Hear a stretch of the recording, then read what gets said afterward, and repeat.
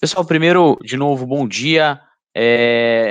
Vou me apresentar aqui, a Raik também vai se apresentar, a gente vai conversar bastante com vocês.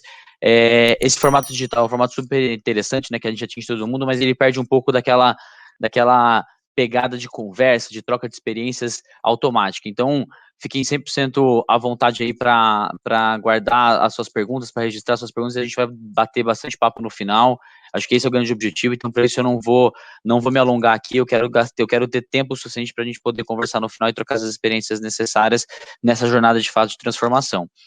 Aqui é um pouco de quem somos nós, além de profissionais, nós somos gente, né? Então, acho que você vai ver sempre a gente falar um pouquinho da gente. Meu nome é o Irá Tonon Gomes, sou casado com a Fabiana, estou com a Fabiana há 18 anos, né?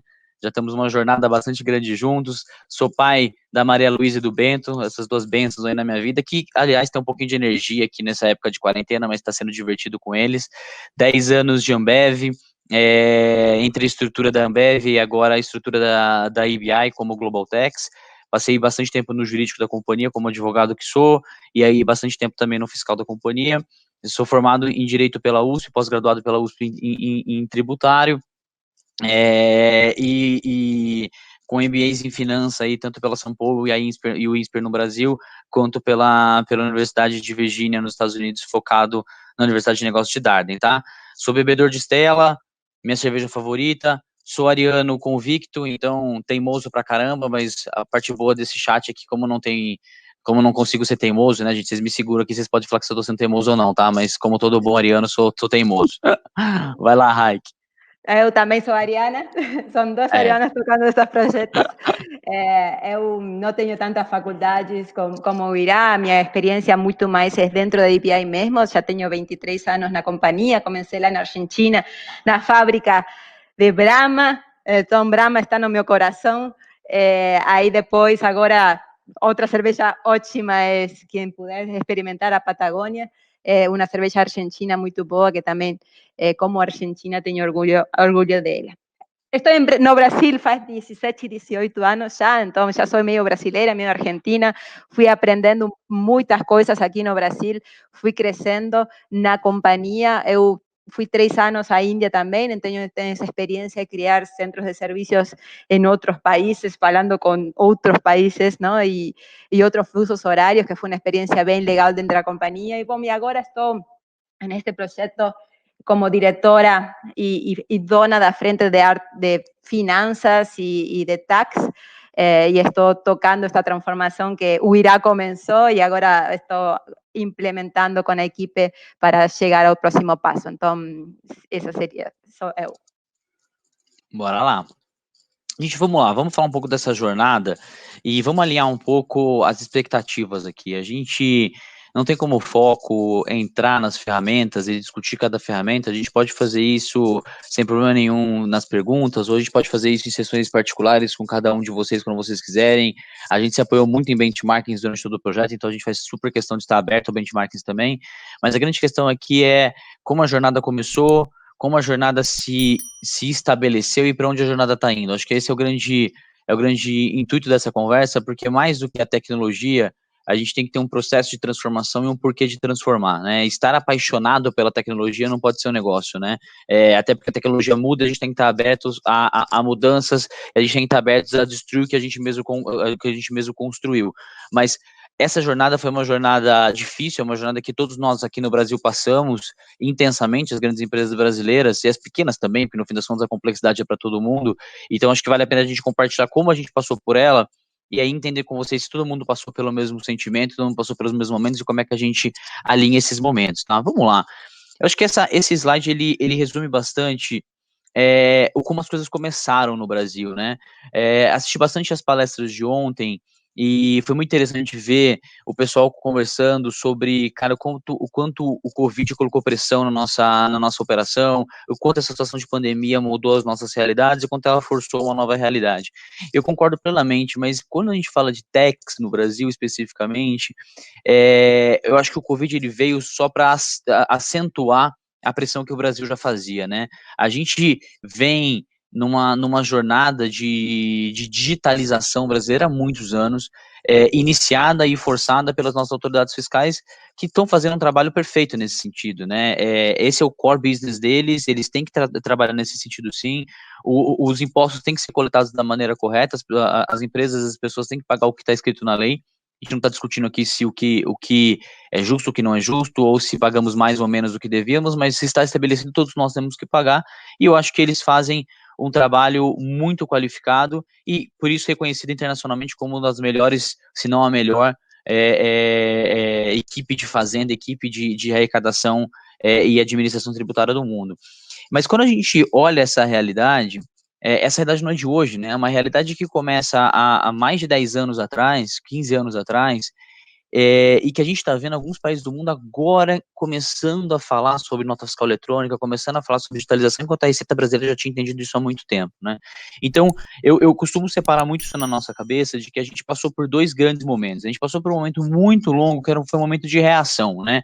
Foi um momento no qual a nota fiscal eletrônica começou a ser criada, os primeiros SPEDs começaram a ser criados, a ICD veio para revolucionar como a gente fazia contabilidade, como é que a gente automatizava os nossos livros contábeis para a Receita Federal, a Receita Federal unificando, de fato, essa visão contábil e fiscal, seguindo, obviamente, as diretrizes globais de contabilidade e aplicando isso na legislação brasileira, então caminhando nessa velocidade e nessa digitalização do mundo, o que nos forçou uma onda enorme de reação, né?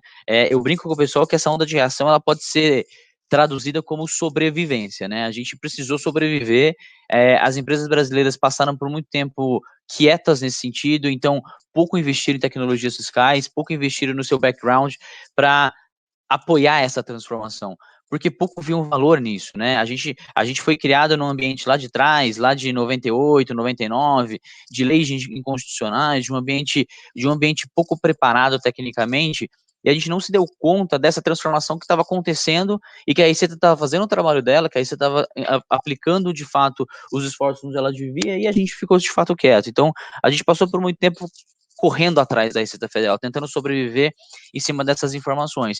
E não foi pouco tempo, né, gente? Eu fiz essa classificação aqui de 5 até 14, são quase 10 anos de correr atrás, de sobreviver, de aplicação de nota fiscal nova, de aplicação de novo SPED, de entender como é que essas coisas acontecem e de entender como é que o nosso ambiente vai virando um cogumelo, né? E quando é que a gente para de pensar em tax, como a gente para de pensar em impostos para operar, para tentar conciliar uma coisa com a outra, para tentar ver se um livro bate com o outro, e começamos a transformar nossa vida muito mais numa vida de operação e de cheques manuais, do que de fato numa vida fiscal, que tem que pensar a sua operação e tem que apoiar o negócio, né?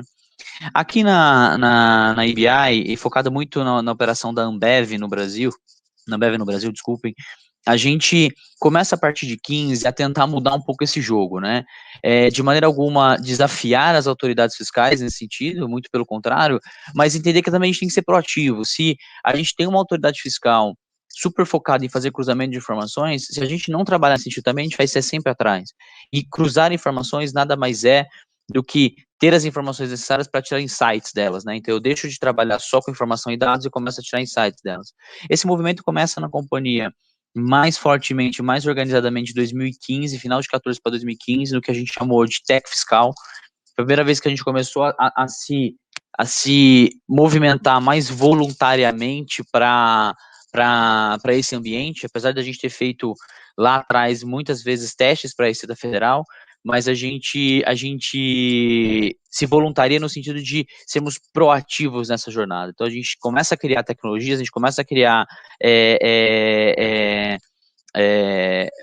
projetos, a gente começa a criar iniciativas para tirar um pouco dessa lógica de sobreviver para uma lógica de vamos atuar em cima disso, entendendo que tax é um fator de fato muito determinante para o nosso negócio. Mas ainda, gente, assim, numa fase de criação muito insípida ainda, tá? Muito de curto prazo, muito em silos, então era muito fiscal focado no fiscal, apuração de CMS contra lançamento de nota fiscal, contra atendimento à fiscalização, pouco integrado e pouco entendendo que, na verdade, isso é um end-to-end enorme, que começa desde lá do seu cadastro, termina lá na sua contabilidade e que permeia uma série de áreas da companhia. Logo, a gente parou para o momento e falou, não dá, a gente precisa transformar.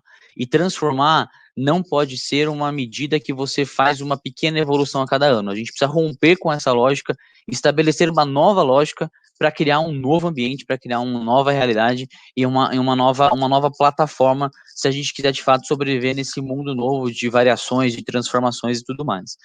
Então a gente criou uma forma de pensar nessa transformação, né?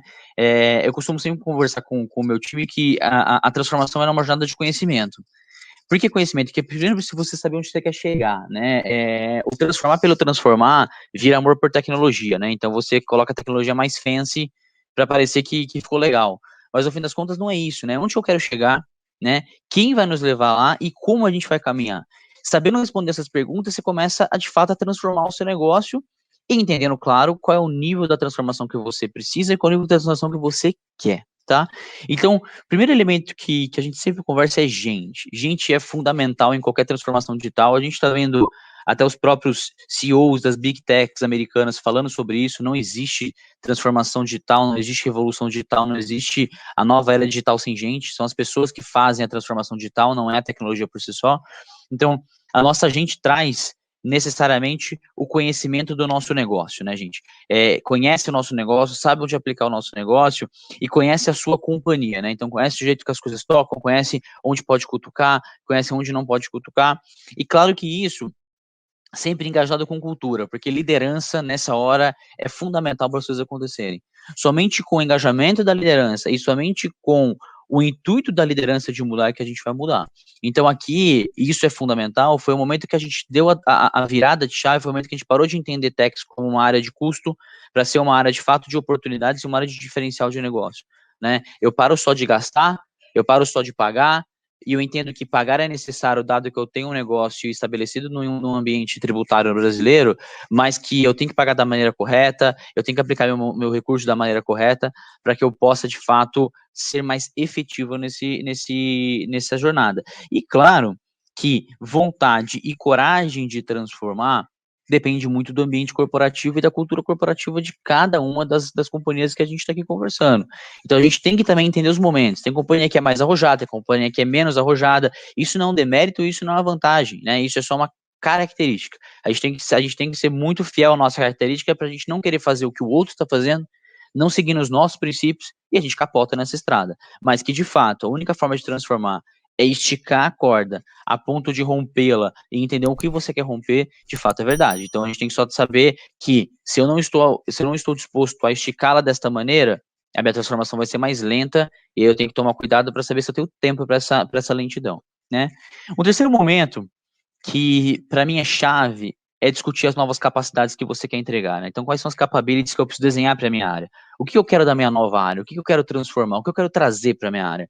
Então, o que eu quero do Tex? Eu quero que o Tex seja só 100% compliance, eu quero que o Tex seja isso, eu quero que o Tex seja aquilo, eu quero que a área de venda seja aquilo, eu quero que porque isso precisa estar extremamente ligado com o quê? O geração de valor para o seu negócio. Claro que cada um gera valor de uma maneira diferente. Tenho certeza que o marketing da minha companhia gera um valor diferente da minha área de techs, que gera um valor diferente da minha área de logística, mas todo mundo gera valor. Então, você só faz sentido transformar e caminhar nessa jornada de transformação se você gerar valor, se você de fato trazer algo para a sua companhia, né? E 100% apoiado em processo, né? A gente precisa entender que processo é fundamental para a transformação. E não estou dizendo aqui, gente, de maneira alguma que a gente tem que estar casado com o processo antigo que a gente tem, ou que a gente tem que estar casado com a maneira que a gente faz. Mas o fazer também é um processo. Então, entender como as coisas acontecem, entender o que eu quero romper, o que eu quero manter e quem vai fazer isso, é uma jornada que precisa ser organizada, ou ela vira simplesmente uma desordem. E desordem gera disrupção no negócio. E disrupção não gera valor, né? A gente acabou de falar de geração de valor. Disrupção gera falta de valor, gera quebra de valor. Então a gente precisa entender, primeiro de tudo, qual é o produto que eu quero entregar. Parar um pouco com a visão de processos segmentados, até pela falta de tecnologia disponível do passado, para entender qual é o produto que eu entrego. Qual é o meu consumidor final desse produto? Eu, como área de techs, qual é o produto que eu entrego para a companhia? Quem é o meu consumidor da companhia? Eu tenho consumidores internos, eu tenho consumidores externos, eu tenho clientes de fora, clientes de dentro. Como é que eu entrego isso e como é que eu integro isso com as outras áreas da companhia? Então, eu preciso primeiro também conhecer a minha situação atual. Não adianta nada eu falar que eu quero criar um cruzamento de obrigações funções acessórias, 100% automático, que me dê índices e dashboards, e etc, etc, etc, se eu não sei nem, se eu não vou garantir, desculpa, que eu vou continuar fazendo lançamento manual de uma outra maneira na contabilidade. Ou seja, eu preciso matar as minhas dores correntes para entregar o futuro, tá? E aí, uma visão holística desse processo, tá? Eu escrevi errado aqui, me desculpem o erro de digitação aqui, mas uma visão holística do processo para entender que, de novo, que techs não é um mundo isolado, né? A gente tem muito essa característica em techs, a gente sofre muito, né? Então, em techs é diferente, techs é muito difícil, techs é isso, techs é aquilo, mas a logística também é, gente, a área de vendas também marketing também é muito difícil, tudo é muito difícil, tudo tem a sua complexidade, mas quando a gente entende que techs tem que sair da sua bolha e explodir essa bolha para entender como é que ele impacta contas a receber, como é que ele impacta contas a pagar, como é que ele impacta a logística de uma companhia brasileira numa realidade de barreiras fiscais em cada um dos estados, como é que isso acontece para que a gente possa endereçar, claro, as necessidades de todas as áreas juntas, de novo, gerando valor para a companhia, tá? E disso saem algumas ações muito claras. Então, primeiro de tudo, você precisa alinhar os interesses dentro da companhia, alinhar onde a gente quer chegar, com que velocidade a gente quer chegar, para que daí você vai olhar as tecnologias disponíveis. Você vê que até esse momento eu não tinha falado de tecnologia ainda, porque a tecnologia, ela não é meio, ela tem que ser o fim dessa conversa para que a gente possa, via tecnologia, entregar tudo isso daqui. Ou seja, eu não estou apaixonado pela tecnologia. A tecnologia me é meio para entregar esse negócio. Ela faz parte do fim dessa jornada para que ela seja o meio dessa transformação que a gente vai perpetuar. Você vai ter que medir seus KPIs de sucesso e cada empresa tem o seu. Algumas empresas vão medir KPI de sucesso com redução de FTE, outras empresas vão medir KPI de sucesso com redução de, não sei, de autuações, ou de multas, ou de tempo. O que quer que seja, tem que estar muito ligado com a sua cultura. E aí, independentemente de qual é o KPI, você tem que traqueá-lo para saber se você está indo na direção certa, mas aí a sugestão que a gente aplicou aqui, que a gente deu certo, o KPI tem que gerar transformação. O simples KPI de automação, ele não pode ser tudo, né? Então, é automatizar para algo. Então, qual que é esse algo? Qual é a capability nova que eu estou trazendo? Como é que eu começo do zero para essa nova capability, tá? E aí, escalonamento dessas ações. Obviamente, colocando isso dentro de uma timeline necessária para que isso seja realidade e para que isso seja possível de ser realizado, tá? Legal, tudo isso muito, muito teórico, muito bonito, mas como é que a gente fez isso aqui na companhia? Como é que a gente está trabalhando, tá, gente? A gente lançou, a partir do ano passado, um projeto enorme na companhia, cuja estratégia se baseia em 4 grandes pilares, eu diria. O primeiro pilar é um pilar de padronização, então a gente não está falando de um projeto Brasil, a gente está falando de um projeto global, como a companhia global que somos, tá? E frente às necessidades de integração que uma companhia global enfrenta, a gente veio crescendo tanto organicamente quanto inorganicamente nos últimos anos de uma maneira muito acelerada, o que traz para a gente uma necessidade de integrar as operações para ter as informações de um nível gerencial. Só que isso é impossível sem uma padronização de ferramentas, sem uma padronização de funções, sem uma padronização de pensamento. Então, a gente vem nessa caminhada de padronização e entendendo que eu preciso criar, de fato, um template global para que seja aplicado, resguardando, claro, as necessidades locais. Mas que, quando você para ter essa cabeça, você começa a perceber que o seu processo é muito mais padrão do que despadronizado. Então, as exceções, de fato, elas viram exceções, tá? É um processo global, então a gente vem analisando processos e tecnologias que são alcançáveis globalmente para que, de novo, a gente alcance o padrão da globalidade, da padronização, tá? A gente vem trabalhando sempre numa informação em tempo real, então informação em tempo real te gera insights, eu acho que isso, essa pandemia trouxe para a gente como uma necessidade mais latente ainda, a gente precisa ter cada vez mais informações sobre o nosso cliente, sobre o nosso consumidor, sobre o nosso mercado, para que a gente possa atuar de uma maneira mais rápida num ambiente que se tornou extremamente dinâmico, né, face às vendas de internet, face à conexão com os nossos clientes, tá? E automação 100%. É claro que o 100% ele é quase impossível em determinadas funções, mas a busca dele vai sempre nos mostrar uns gaps. Então, se você já coloca um percentual mais baixo, obviamente você vai alcançar menos. Então, a gente vai nessa full automação entendendo claramente quais vão ser as exceções para não automação, tá? E aí a gente passou por uma jornada de transformação, começando da visão de cada área, da visão, claro, da companhia, mas da visão de cada área a ser atendida, passando quais eram as estratégias de cada um dos negócios, de cada um desses pilares, de qual é a estratégia de finance, qual é a estratégia de logística, qual é a estratégia de vendas, para que a gente entenda que, dado essa nova estratégia para o futuro, quais são as capacidades que eu preciso entregar, tá? Dado isso, quais são os requerimentos do negócio, onde é que está doendo no negócio para que essa capacidade seja formada, tá? E aí, pensando sempre no end-to-end do processo, entendendo como é que eles fazem esses cruzamentos. Ouvimos muitas empresas, a gente fez mais de 150 benchmarks nessa jornada, muitos de vocês que estão aqui comigo hoje me ouviram meus amigos de trabalho aqui, então, puxa, eu só agradeço ao quão aberto as empresas brasileiras estão para conversar e as empresas mundiais também estão para conversar, foi bem interessante essa jornada, e aí, de fato, olhar o processo end-to-end, desenhar o as-is, mostrar onde está a transformação e depois transformar isso em prática, redesenho de processos, redesenho de pessoas, redesenho de estruturas, para que isso fique. E beleza, mas onde é que a área fiscal se encaixa nessa história toda, né? Essa aqui é a área fiscal brasileira, a antiga área fiscal brasileira da Ambev, Operação Ambev no Brasil, e que eu consigo entender e eu consigo imaginar como que não é tão diferente das áreas fiscais de vocês que estão aqui comigo, né? Todos nós crescemos nesse mesmo cenário de pressão fiscal, novas tecnologias entrando, novas integrações sendo feitas, a gente com uma tecnologia super velha, né?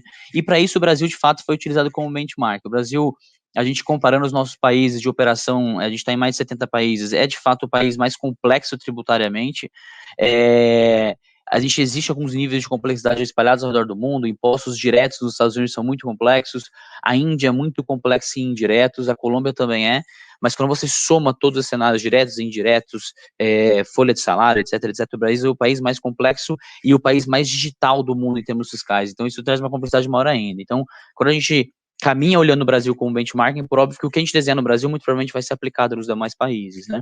E eu vou falar um pouco sobre isso depois no framework final, para a gente poder linkar agora nas perguntas, tá? E aí, o que se mostra aqui, claro que eu não vou torturar ninguém aqui, gente, porque, de novo, a gente não está falando de tecnologia em si, mas a gente está falando de um processo.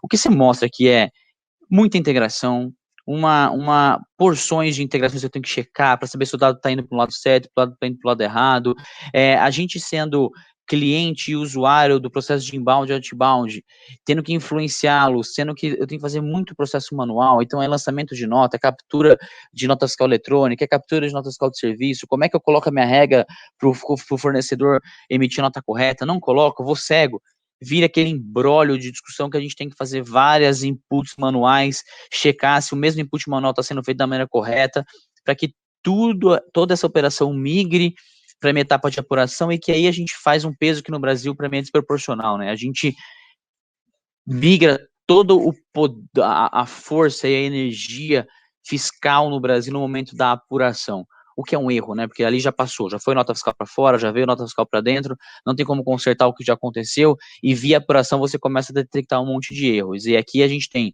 vários sistemas também não integrados, vários legados, vários softwares diferentes fazendo, softwares antigos, para que eu possa fazer um sistema de cálculo brasileiro que é super complexo, com talvez a maior complexidade do mundo, que seja nossas obrigações acessórias, entregá-las ao fisco, checá-las antes de entregar, fazer os pagamentos, então toda essa complexidade mensal que a gente tem para fazer. Isso não se refletia em processos high level, tá? Nível 3 de processo, em 35% de automação, então extremamente manual o processo, muita intervenção manual, com muita solução externa, né? E aí o que quer dizer com solução externa? Quer dizer que a gente tem pouca padronização, e pouca padronização me traz uma necessidade sempre de investigar onde cada perna atinge a outra para não derrubar meu framework como um todo, tá? Mas aí, vamos lá, quero transformar. A gente falou, se eu quero transformar, eu tenho as pessoas necessárias, eu acredito que a gente tem uma cultura de transformação gigantesca, a gente já mostrou isso na nossa história, nos últimos 20, 25 anos, a gente sai de uma empresa local, de uma empresa pequena, para a maior cervejaria do mundo, uma das maiores empresas de bens de consumo do mundo, então a gente tem esse DNA da transformação, então a gente passou primeiro para questionar o que a gente queria da área de techs. Então a gente quer uma área de techs cujo processo é automatizado e padrão, a gente quer uma área de techs com dados confiáveis e disponíveis, cujo processo seja muito responsivo às mudanças legais, ainda mais em um país como o Brasil, que é um país que muda de legislação muito rápido, né? A gente tem cerca de hoje de 1.000 legislações publicadas por mês, sendo delas 300 afetam o nosso negócio, então eu tenho que ser responsível a essas mudanças, né? E eu tenho que gerar uma otimização de impostos, ou seja, eu tenho que calcular automaticamente, tenho que fazer contabilização automática, eu tenho que fazer o meu fluxo de caixa automático, eu tenho que fazer com que a minha vida funcione automaticamente.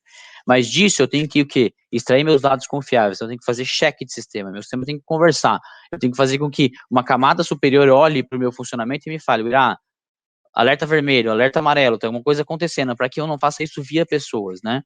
E para que daí eu tenha a capacidade de mudar fazer uma alteração legislativa, você tem que criar um projeto, né, gente? Assim, isso é muito comum nas companhias hoje, né? A gente cria projetos, projeto nota fiscal eletrônica, projeto SPED número 1, 2, 3, 4, 5, 6, 7, 200.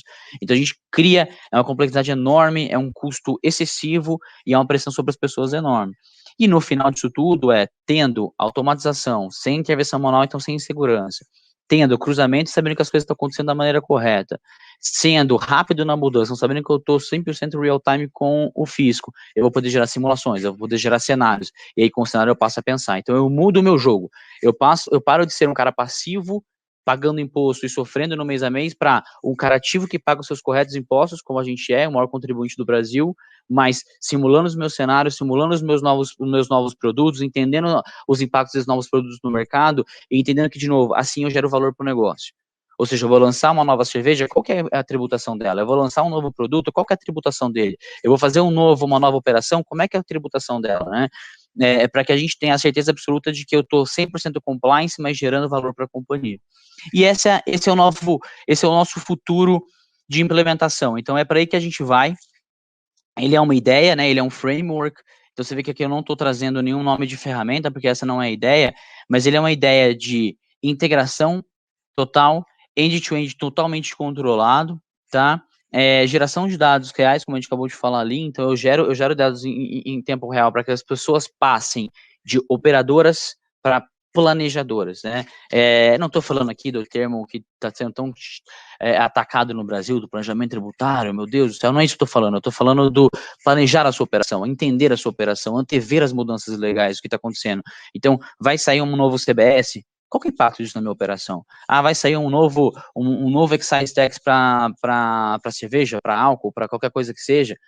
Como é que vai ser o impacto na minha operação? Não vai ser, vamos unificar todos os impostos indiretos no Brasil. Qual que é o impacto na minha operação? Hoje eu tenho certeza que todo mundo aqui sofre para gerar esses impactos, para gerar para a sua diretoria, para o seu VP financeiro, para o seu presidente.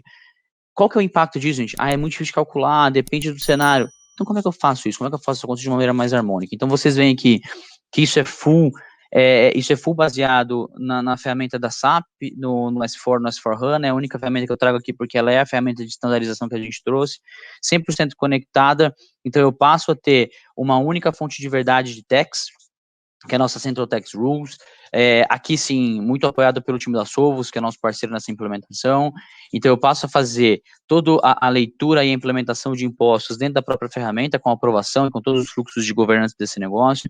Então, o meu motor de faturamento e meu motor de compra 100% ligado e consultando esse cara, então estou comprando alumínio, sei lá, de Minas Gerais para São Paulo para usar numa fábrica da Ambev, qual que é a tributação desse negócio? O que eu posso usar de crédito? O que eu não posso usar de crédito?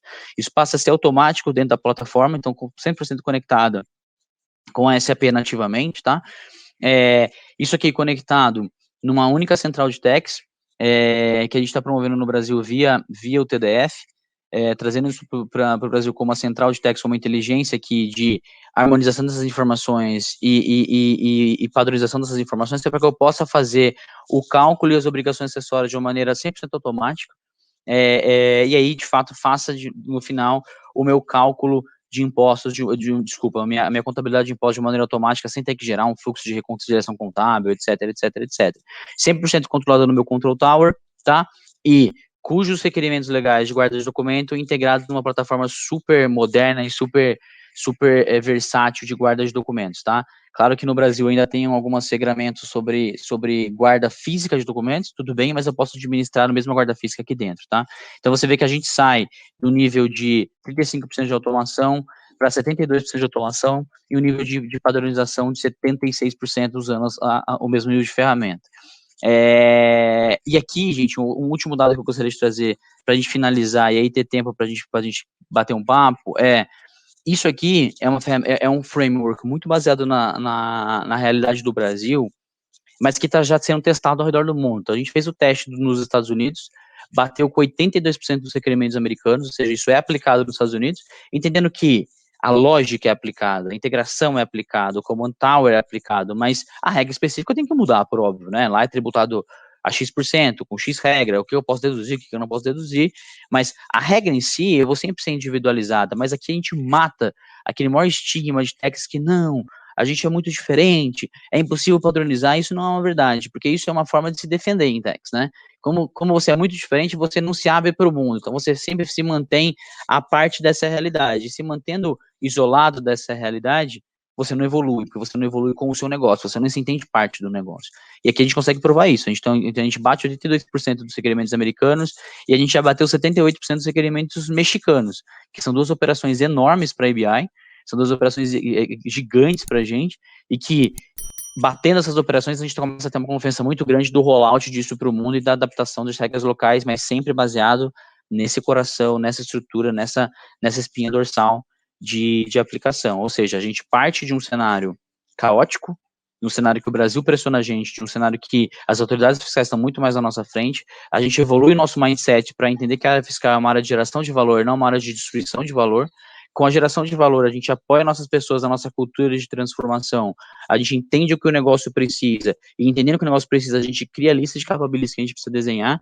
Com essa lista de capabilities, a gente vai atrás das ferramentas. A ferramenta A entrega a capability A, a ferramenta B entrega a capability C, e a capability D ninguém entrega, vamos trabalhar junto com os fornecedores, vamos co-criar, vamos fazer um negócio junto, para que a gente possa entregar, de fato, essa última capability e crie a área que está integrando o valor e integrando o valor para o nosso negócio. Então, aplicando isso e pensando sempre nessa globalização e na maneira de ver techs como uma vantagem competitiva assim ao redor do mundo. Certo, pessoal? Era isso que a gente tinha para apresentar para vocês hoje, um pouco dessa jornada.